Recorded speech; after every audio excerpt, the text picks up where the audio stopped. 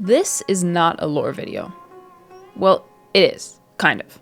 I love lore. I love getting new bits of information each Archon quest and trying to figure out how all of these incredibly robust stories connect, how they weave a tapestry of mythology, religion, humans, dragons, gods, adepti, witches, and so much more. But truth be told, I'm not very good at it. I haven't read all the books, I haven't read the entire archive. Often new names go in one ear and out the other. But you know what I do remember? The way a story made me feel. The lessons it taught me. How it allowed me to see myself in this fantasy world and reflect on my choices and my beliefs and the life I have ahead of me. That's what any good story does. When I stream my quest playthroughs on Twitch, we often pause for long breaks and just talk about lines that made us think, how an interaction made us think differently about a character, how a unique scenario that can only exist in fantasy stories forced us to answer complicated questions that we might not have even considered otherwise. Well, if people were given the option to live in a fantasy world with others, like real conscious people, be illusions of their loved ones, would they take it? A lot of people would. Would you? I hope I wouldn't. Ugh. It's one of my favorite parts about streaming Genshin Impact, the way it connects me to others. But I haven't figured out a way to bring that over to my YouTube audience, to you, without it just being a 2 to 5 hour re-upload of my quest playthrough. I didn't know how to use my love of Genshin storytelling to help you tell your own story. Well, until now. Welcome to the very first episode of a series that I have not yet come up with a title for, where I break down Genshin Impact quests to draw out the important themes, motifs, references, and the lessons that Hoyoverse writers so carefully infuse into their stories. Regardless of how they fit into the whole picture of Teyvat and who they might represent, who are these characters at their core? What makes them admirable? Questionable? How did they develop? What questions do these quests leave you with?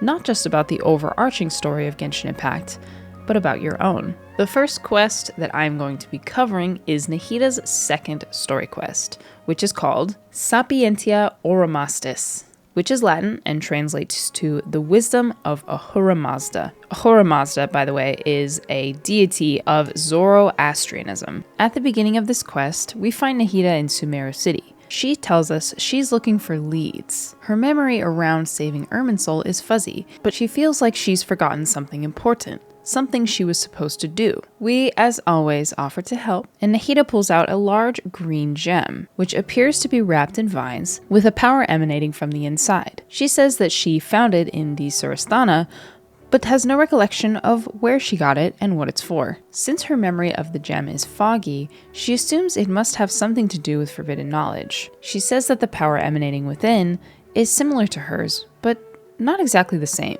At this moment, we are approached by a seemingly very distressed fungi. They turn out to be elemental beings suffering from the effect of the apocalypse, also known as the day forbidden knowledge corrupted the world through Al-Amar, or King Deshret, bringing destruction on Sumeru and its inhabitants. This manifested in widespread Elazar, the Withering, and of course the Apocalypse or corruption. Nahida, being the wise, kind god that she is moved by compassion and offers to help. Nahida, as usual, takes responsibility for her people, and the fungi and elemental beings are included in this broad category. She moves swiftly to heal the fungi that has lost its bodily functions.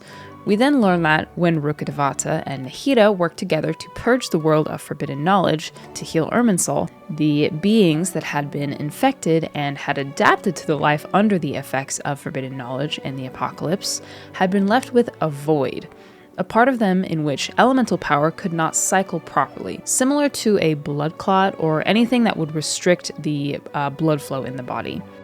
Lord of Dendro? Is it really the Lord of Dendro? The fungi thanks us, and Paimon seems shocked that it's able to speak. The fungi being responds with a similar tone of surprise that Paimon can speak, and goes on to explain that the external form does not always indicate the truth of the internal being. A person's nature cannot be known by their appearance. A mouth is used for eating, breathing, and other functions that are more important than speaking. So a creature may not speak even if it has a mouth. I've never seen a creature like you before, so I dared not make the assumption that you could speak. The weighted companion cube cannot speak. In the event that the weighted companion cube does speak, the Enrichment Center urges you to disregard its advice. This is the first of many distinctions between the external and the internal form that will be made in this quest, so put that in your pocket for now. We learn that additionally to the void left in the elemental beings after the purge of forbidden knowledge, their home had also been destroyed.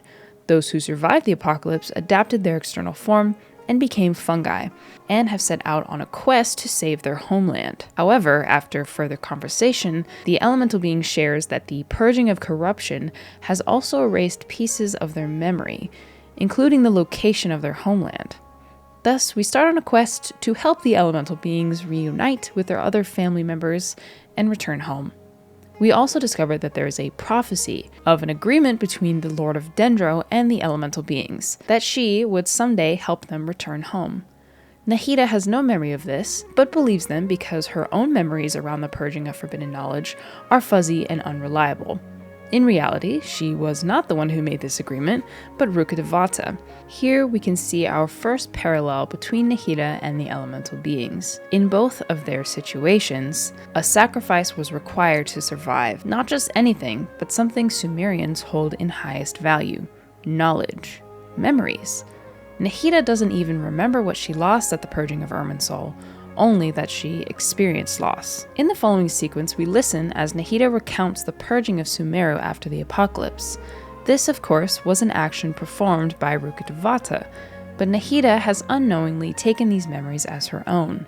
She is Nahida, of course, but in a way, she is Rukkhadevata as well. She is cut from the same cloth, a branch off the same tree. She has inherited all the memories of Rukkhadevata and the wisdom gained from each experience and choice. It was Rukkhadevata who saved the world from the apocalypse, but in a sense, and in our present day, it was Nahida too. She has taken ownership of that decision. She is a match for her source material, and if it had been her faced with the opportunity to sacrifice her external form to save her people, she most certainly would have done the same thing. Although Rukkhadevata is gone, she lives on through Nahida, seamlessly so. She is her legacy, her gift to Sumeru. I digress, but more on this concept later. From here, the gang and the elemental beings have further discussion on the new physical form that the elemental beings have taken. According to the environment, after communicating with various living organisms in Sumeru, we discovered that fungi are the life form most adapted to live in these lands. Thus, we gradually took the form of fungi and became a part of their group. Adapting into these creatures was key to their survival. The fungi point out Paimon should know how important adaptation is. I find this to be very suspicious, especially because Paimon has never given us a clear answer about who she is, where she came from, nor has she given us any indication that she forgot. But I'm going to save that discussion to the real lore YouTubers who have covered this topic extensively. Links to some of those in the description. The fungi say that time is required to change form. Changing form requires a lot of energy, and energy builds up over time. We already know this is true in a supernatural sense, as the old academia used the samsara to harvest energy from people's dreams, and Moises in Nahida's first quest harvested energy from heartbroken dreamers to sustain his dream world. But time and transformation also happen naturally. Nahida says the word for this is growth. Our next stop is a withering zone. Here we learn that after the elemental beings have lost their fight with the void left by the absence of forbidden knowledge, they wither away and become a tumor on the Earth's surface. Their energy becomes the apocalypse itself. Though forbidden knowledge is gone, its influence certainly remains. Here we have another picture of the distinction between external and internal form. The elemental power of the beings still exists, and is freed once we clear the withering zone. Our fungi friend then absorbs the small ball of energy that emerges from the earth. It tells us that, whenever possible, it takes the elemental power of those who have lost their external form, so they can all return home together. There's a sense that with these early life forms, and many others in Sumeru, life is never really over. So long as the spirit, The energy, the internal form perseveres, someone is never really gone. In this case, one external body was able to absorb and carry the souls of many. Is this why the elemental being sounds like it has multiple voices? Nahida tells the traveler not to worry about her dealing with this crisis, as forbidden knowledge no longer exists, only the skeleton of it remains. We cleanse the withering zone with Noblesse Trial Nahida, and the elemental fungus absorbs the energy that remains, likely the last of its kind. Paimon expresses sadness over the beings that were lost to the apocalypse, in which the fungi replies, It's okay. As long as elemental power still exists, then we will still be around. An external form is but a gift of time. Through growth comes change, and even abandonment of previous forms. However, our true nature is not so easily affected. Are you sensing a theme here? I feel like we've had the same conversation with the fungi a few times, where in some way, the fungi reminds us that the external form is not indicative of the internal form. They can not only be different, but even separated. The internal can go on, while the external withers away. Though a body appears dead or gone, as long as energy remains, life is never really lost. The Aranara give our group the next location of fungi, and we head out on our way. I totally forgot to mention this earlier, but Nahida has been communicating with the Aranara in the forest and some children who we don't really know who they are, to help us gather information on where the elemental beings are who need help. We proceed to the area where the next elemental fungi is and find that it is surrounded by other fungi. Not elemental beings, just plain fungi. It is determined that we need to sneak in order to not fight the fungi, the elemental being's family. Nahida asks the being to help her change into a fungi, to which it replies that we don't have time for growth, and that even gods cannot bend the law of time so easily. Nonetheless, she is determined to use her power to transform and break through the limitations of time. The elemental being lends her the knowledge to do so, and she does. After making her way through to the injured fungi, also suffering from the void, Nahida is barely able to catch her breath. Nahida is able to heal the animal fungus, who does remember where home is. Remember, home, Dendro. Quick reminder here that dragons ruled before humans, and before the heavenly principles, possibly only the primordial one, decided to conquer Tevat, part of which involved dropping celestial nails, which changed the terrain of much of our landscape. After defeating the dragons, she created humans, and Celestia established 7 elemental archons to replace the 7 dragons. It seems Apep has an entire ecosystem, an entire world inside, in which the earliest life forms were nurtured. The apocalypse, of course, destroyed and corrupted this ecosystem. Nahida realizes Apep has somehow been cursed with forbidden knowledge, and as the most adaptable being in the world, would have absorbed the forbidden knowledge quickly. This means a great void has formed and is likely in unimaginable pain. Nahida is again moved by compassion and responsibility, not only to Apep, but to Sumeru and Tevat as a whole. If his body disperses, the dendro power it would release would cause explosive overgrowth, blocking out the sun and destroying all life in Sumeru.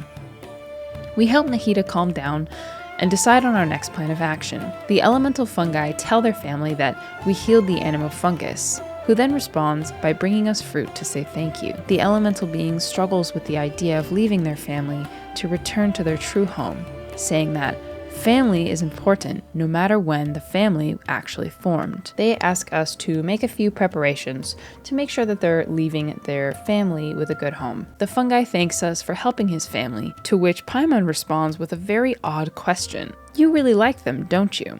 Reminder, once again, that Paimon, as we know, doesn't have family, or at least couldn't tell us who they are. Do you not like your family? Instantly watching this, my heart panged for Lumine and the separation she feels with her brother, both in location, time, and beliefs. She doesn't understand what happened to him and what happened to her. She might not even be able to answer this question, should it have been asked of her directly. Though this story quest is about Nahida and the elemental beings and Apep, Genshin Impact is ultimately about the traveler. Why are we here? What is the truth of this world? If this is, in fact, some kind of simulated universe, or trial, as many speculate, what is the traveler meant to learn? What is she being tested for? We should always be looking for clues about how each story relates to the traveler. How are we being affected in emotions, beliefs, and knowledge? Paimon again says something really thoughtless. That's not what Paimon meant. It's just that you guys aren't actually the same species. The fungi say that this doesn't matter because they like each other. And as long as family members get along well, nothing else matters. I'm sorry, traveler. Because neither of the fungi know anything about the crystal, Nahida determines it must be closely connected with forbidden knowledge, and that because of this, finding more elemental beings would not be helpful in deciphering what it is. The hydro-elemental being brings up the prophecy again, saying that there was one family member who believed there was value in preserving forbidden knowledge, and decided to descend to the depths of the chasm where none can return from.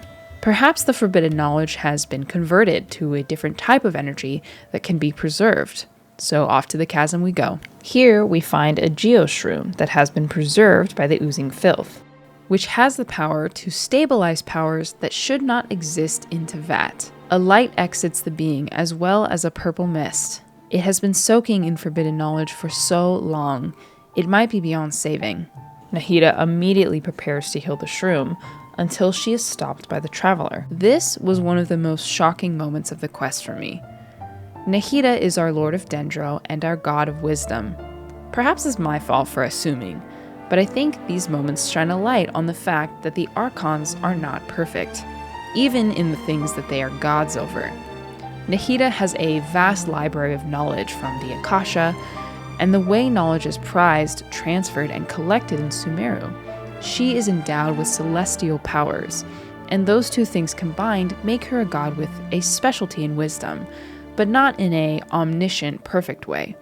She is certainly someone to look up to and to learn from, but not trusted or obeyed completely, and she acknowledges this as well. I think this tells us a lot about who Nahida is. She heeds the traveler's urging and trusts her judgment. I was being a little hasty myself. As humans in the real world, who are also unable to master wisdom completely, I think we can learn a lot from this interaction. Wisdom, as seen in Nahida, manifests in forms of compassion, responsibility, kindness, sacrifice. But it also admits imperfection. It listens to the wisdom of others and lives in the light of the possibility that they're missing some crucial information, that one person does not have everything they need to make decisions on their own, that others have much to offer with the wisdom that their life has taught them. Wisdom is humble, willing to listen, to grow, to be wrong, to learn. And so should we. Upon further reflection, it is determined that the traveler is the safest user of the crystal. I figured this might be the case with the way we were able to purge the tier in our first Archon quest with the Valen, and through this, the geo-elemental being wakes up. Nahida cannot remember previous interactions with the elemental being in the past, but through the preservation of the forbidden knowledge and the Dendro god, Rukkhadevata, and the use of the chasm nail, he is allowed to remain in this state until the Lord of Dendro returns to recover him. We learn at this point that the crystal we've been carrying and using to heal the elemental beings is what's called a fire seed, created by Rukkhadevata and the elemental beings to mimic the Dendro dragon's heart of oasis, hence its healing and purging powers. It is also the only key to healing Apep's heart of oasis and restoring their homeland. Upon learning that we had already used the fire seeds to heal them, the Geoshroom tells us that the power of the seed is fragile and unstable, and might not be able to be used for much longer. Nahida, as expected, takes responsibility for this, and promises that she will fulfill her promise to heal Apep and restore the homeland. Now, all we need to do is follow the fire seed to find Apep. The Geo being's time has been used up, and their external form fades away and becomes an oozing filth. The hydro-elemental being asks the traveler to disperse the filth with the Lumen Stone, its new external form, similarly to how we cleanse the withering early on. We do so, and it is once again able to absorb its power. We should not be sad, the being says once again. Its wishes have been fulfilled, and it is happy. Many of the sacrifices made in the land of Sumeru, from the first shrinking of Rukkhadevata, the sacrifices of the Geoshroom to protect important knowledge, are given happily, largely under the conviction that life is never really lost. Through the perseverance of energy, life, family, knowledge, individual beings carry on. Even if memories fade and connections get lost, they are only lost to be reborn again. Rukkhadevata gave herself away with finality, with the ultimate goal of purging forbidden knowledge from the world. And though she, technically, is no longer with us, all the essence of her being perseveres seamlessly through Nahida.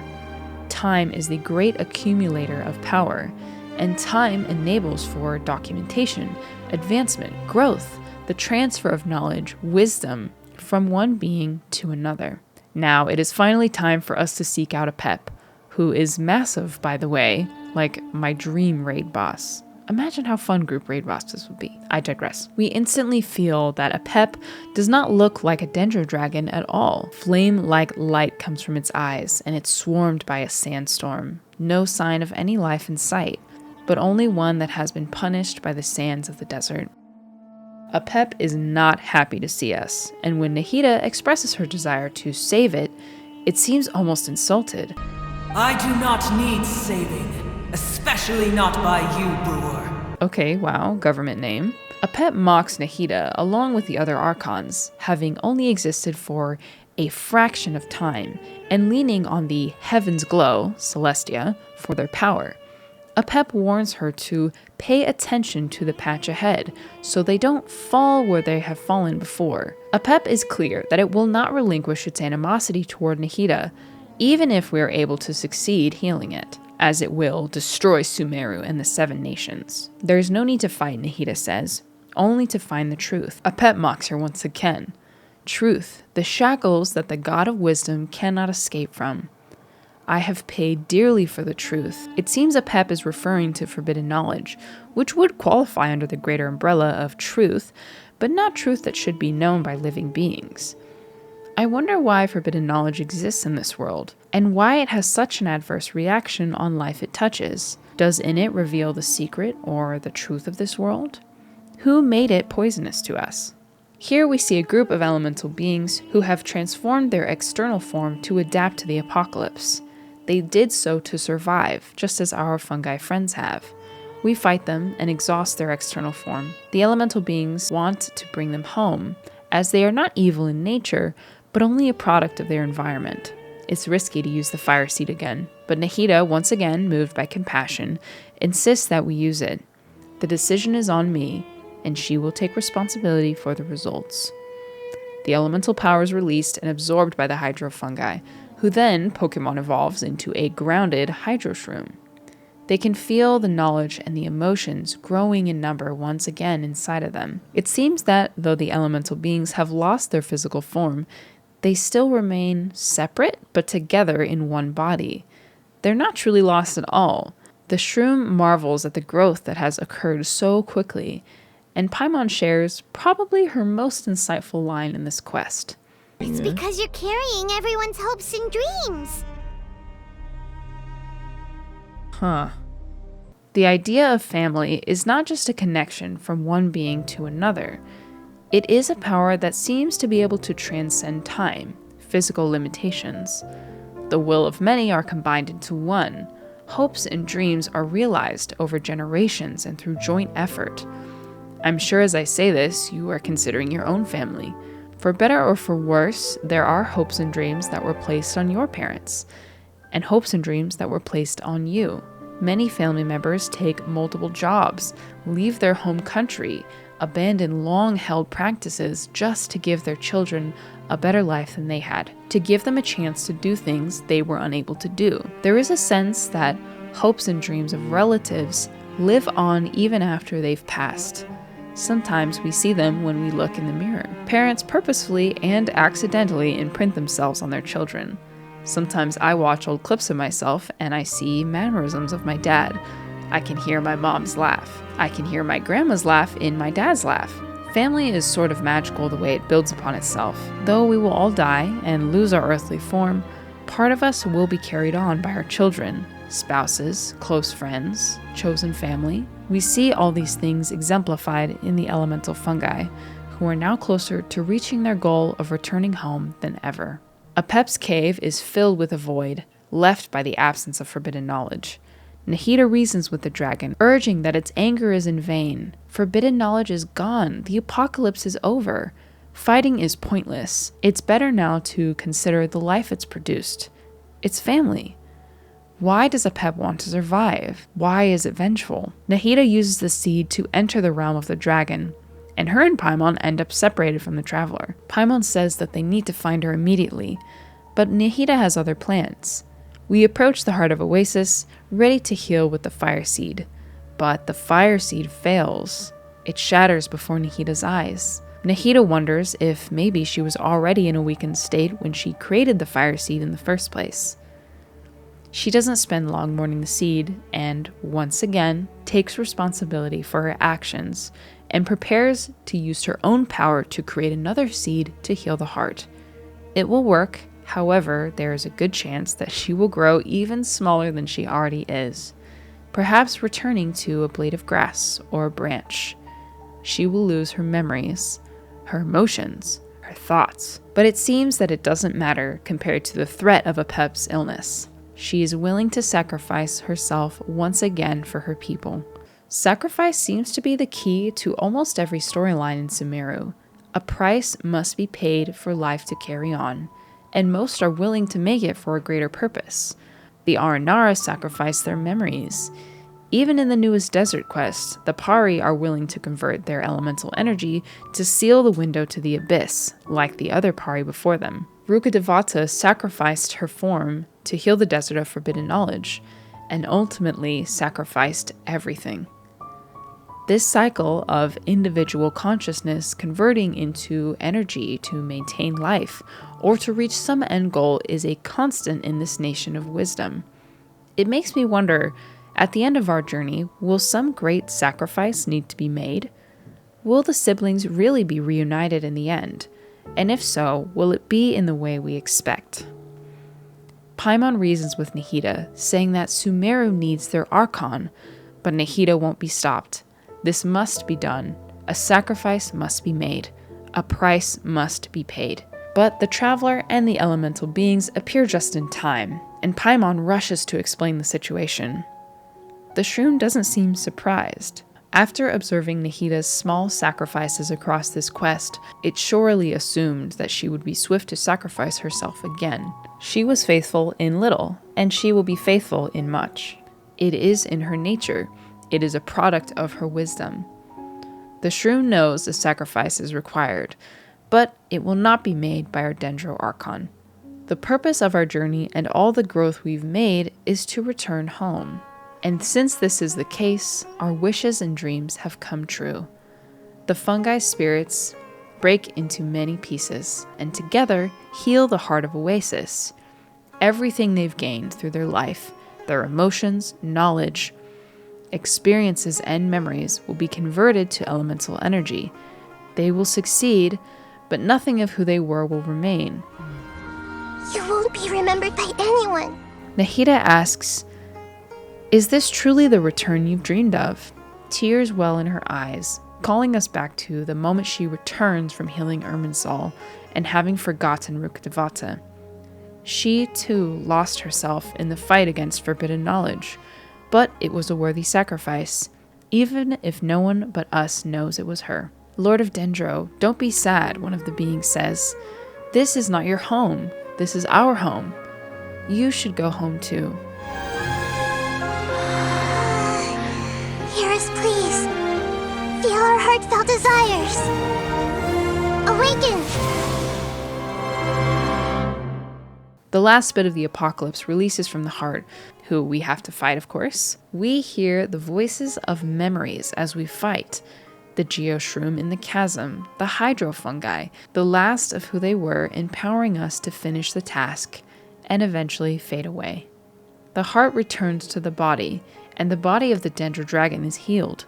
We fight the warden once again, which is a bit confusing because I feel like it should be gone at this point, but whatever. And we hear a sweet memory for the first time. It's the hydrofungi recounting hearing the word Nur for the first time, which means light. We learn that this is the name that was given to its child, who is not an elemental being, but will remain in Teyvat without its parent. Once the warden is purged, Paimon tries to speak to the elemental beings.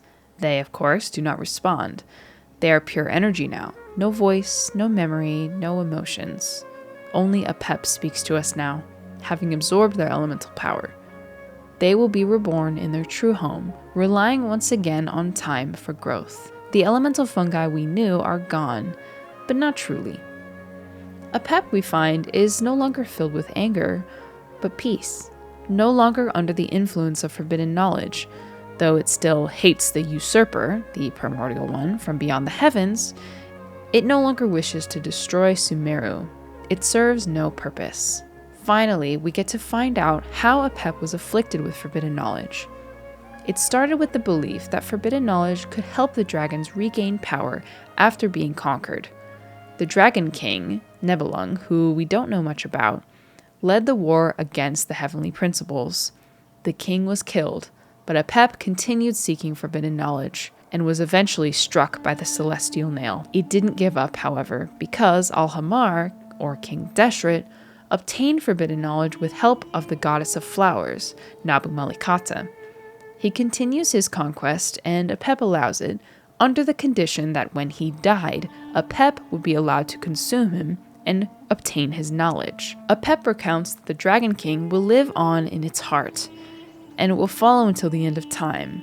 This is feeling very AOT, if you know what I mean. You really are insane. Al-Hamar's proud kingdom eventually collapsed, and Apep consumed him.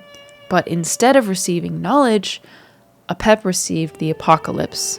Al-Hamar had tricked Apep and poisoned it with forbidden knowledge, unusable and undecipherable, afflicting it only with pain and suffering. Apep then leaves us with his final words. How far will the life so dear and precious to the heavenly principles be able to go, I wonder?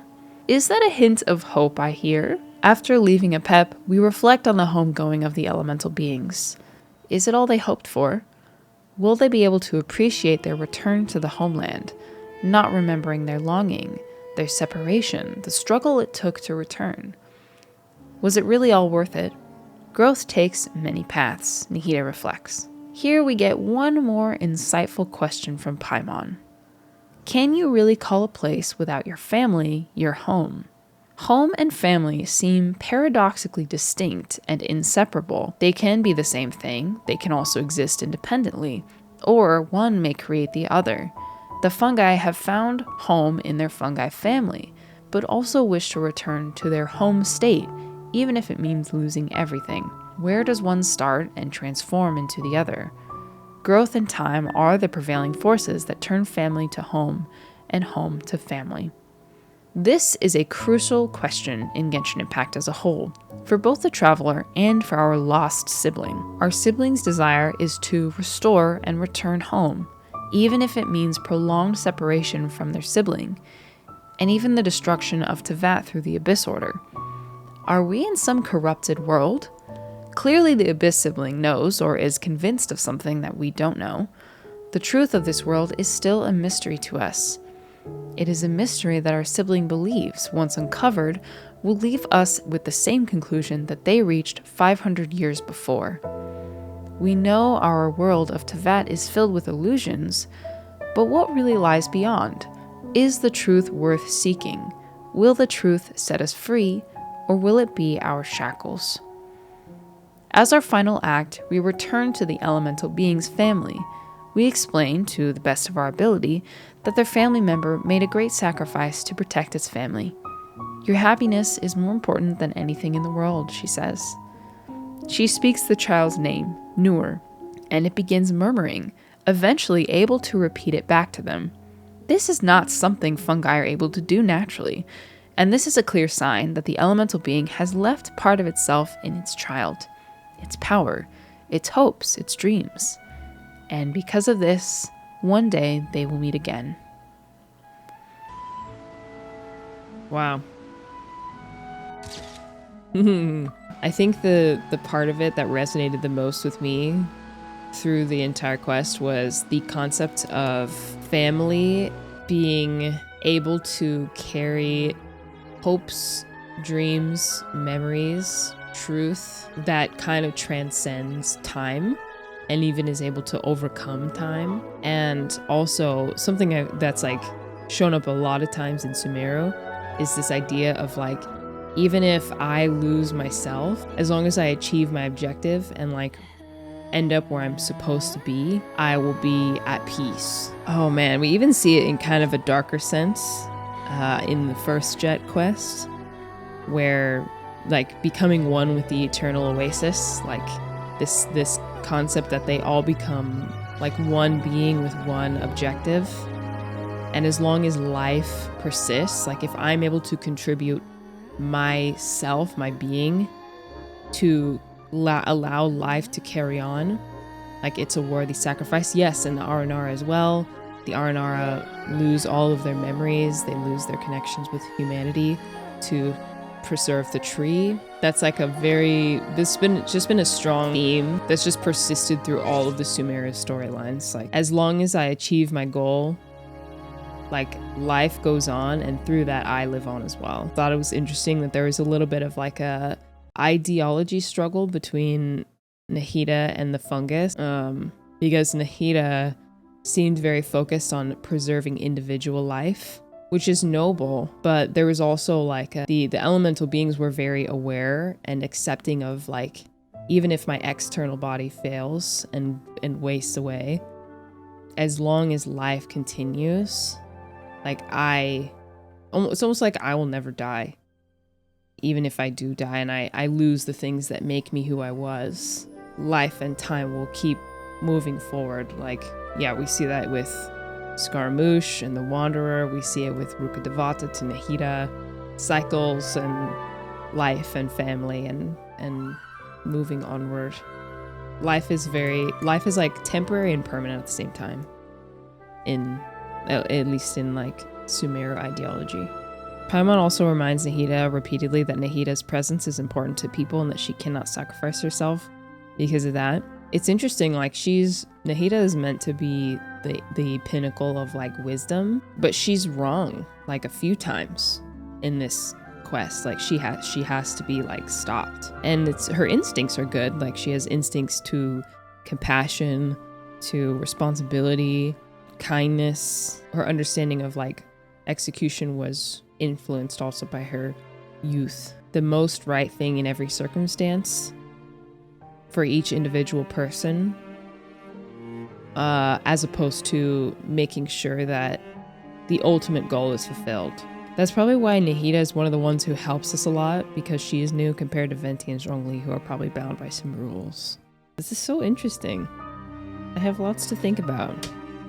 Home. Yes. Of course. Of course. Home is wherever we are together. So, did I miss anything? How did this quest make you feel? What did it make you think about? I would love to hear your thoughts in the comments and hope we can continue the discussion there. I hope you enjoyed this recap and analysis video. It was a lot of lore, and I will put the links in the description with more in-depth videos from people who are far more capable and knowledgeable on it than myself. I'm planning to cover the Baiju quest next, so if you'd like to join the conversation, please do come over to my Twitch channel, where I'll be streaming it as soon as it comes out. Thank you so much for watching. I hope you enjoyed, and I'll see you in the comments. Bye!